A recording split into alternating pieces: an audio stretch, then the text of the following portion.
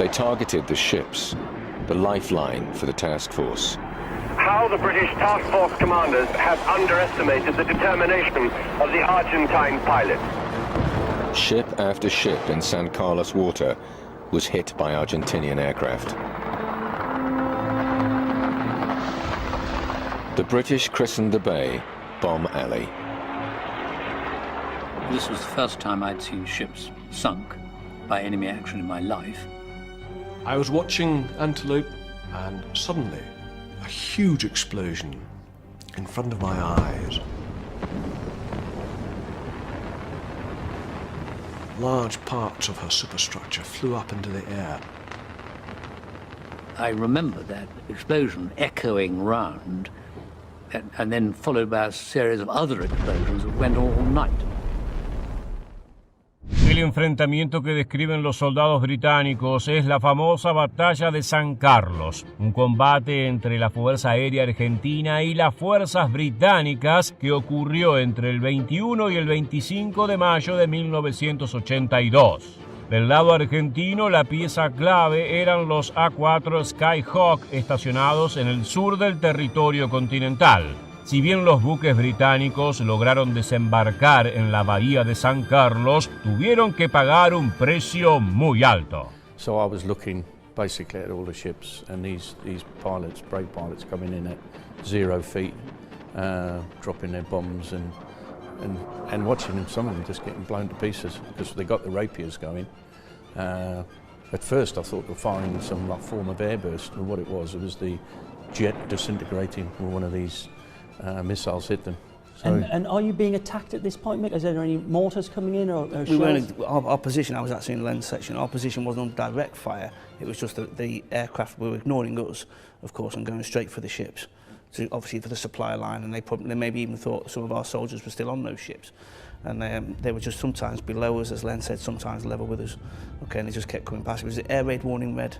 And I also remember at the time, it was air raid warning red for so many times that people even started to go, oh, not again. Yeah, we had a grandstand view, as Tony said, of a battle that, although it didn't involve us, was going on. We had a grandstand view of it, the aircraft versus the ships.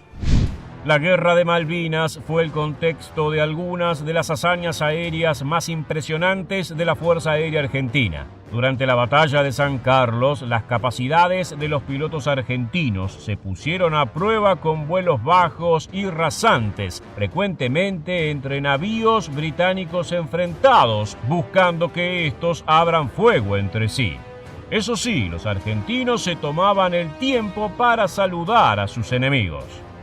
Digging in, you could actually see the Argentine aircraft, and they were level with us coming down the valley. The first time they come down, everybody opened fire on them, from 2 para the other side. And in the end, they had to check fire on us because the problem being rounds were landing on each of us. We couldn't hit an aircraft at that speed, but we all wanted to have a go at it. But you was watching go, and surreal as it is, at one stage, 2 aircraft came down and watched them, and the pilots were, all right, boys. And they were actually waving to us as they would come down Bomb Alley, down to have a go at the ships. I remember one particular case where a Skyhawk aircraft came over our position, and I was directing fire and through my binoculars could actually see the pilot looking back at me, or back at us.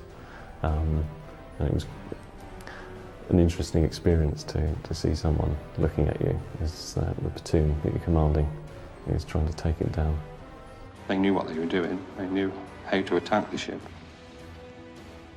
They all lined up one after the other and came up the stern. At that time, the captain ordered full speed. We tried to manoeuvre to get our 20 millimeters to bear, but it seemed whichever way Captain turned the ship, there was an aircraft lined up on the stern, ready to come in.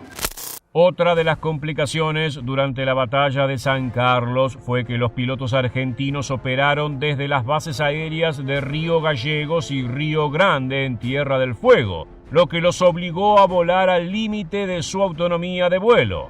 Aún así, pudieron causar muchísimo daño en la flota británica.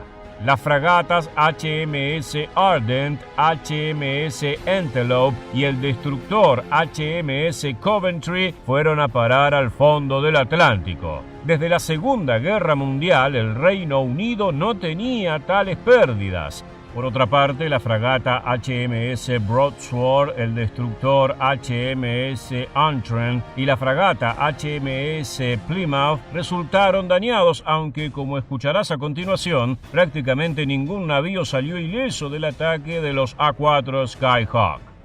What came home to me, probably midway through the conflict, was the sheer number of ships that we were either losing or were taking damage, and collectively, I think we all thought and discussed really when would it be HMS Plymouth's time, because there were not many ships that were going unscathed at a particular point, and then the day came, we were attacked by 4, 5 or even 6 Argentinian aircraft.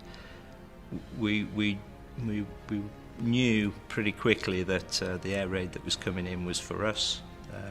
We'd all hit the deck. I remember myself on the deck of the ship. You could feel the shudders rippling through the ship, the bombs hitting, the rockets flying through the superstructure, and of course the cannon fire that was hitting the ship all down one particular side. Because of course we had 2 unexploded 1,000-pound bombs sitting on the back end that needed to be made safe. That really was a time to reflect. Because of course it was still a danger to the ship, could have blew up at any time. HMS Plymouth, assigned to protect, only just dodged 2 bombs herself.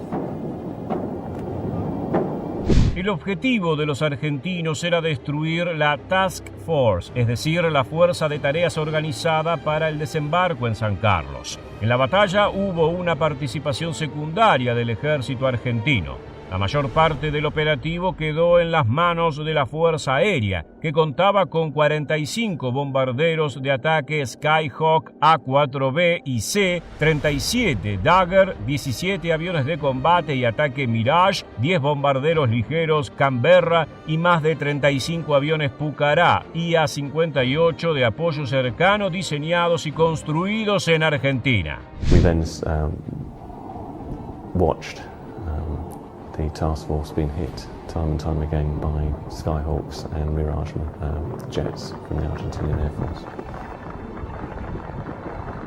The day wore on, and the intensity of the Argentine air attacks increased. What quality were your opponents? We've mentioned the Air Force, who were extremely courageous and very good.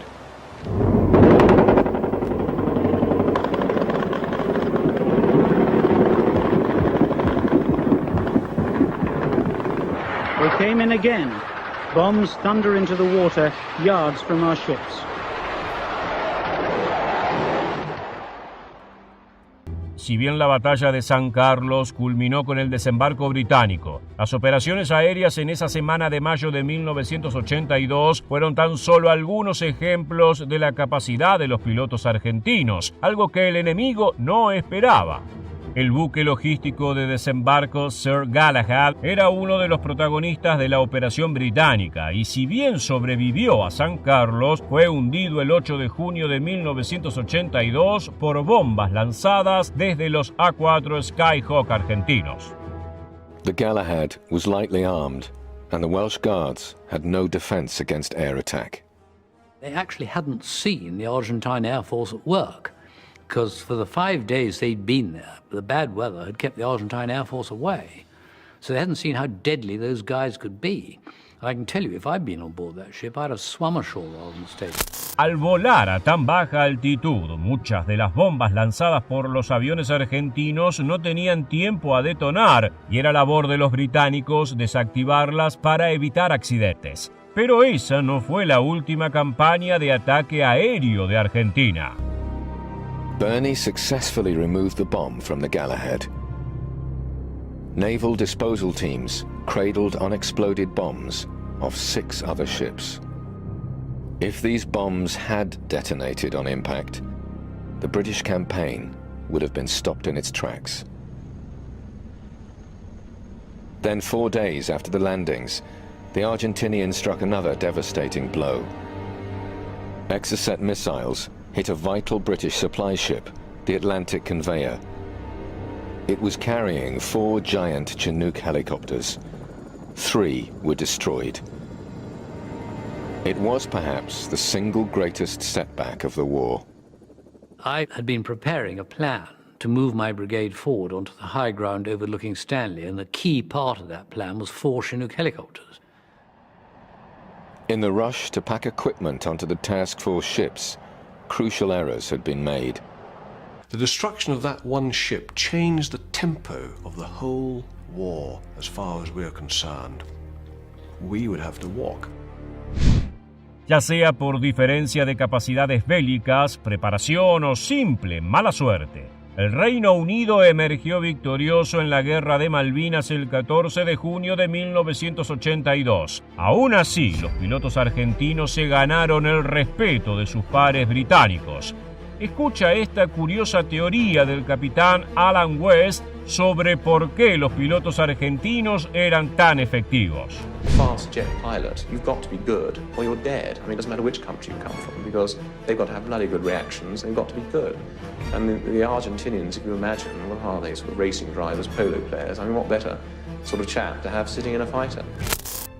Llegamos al final de este video.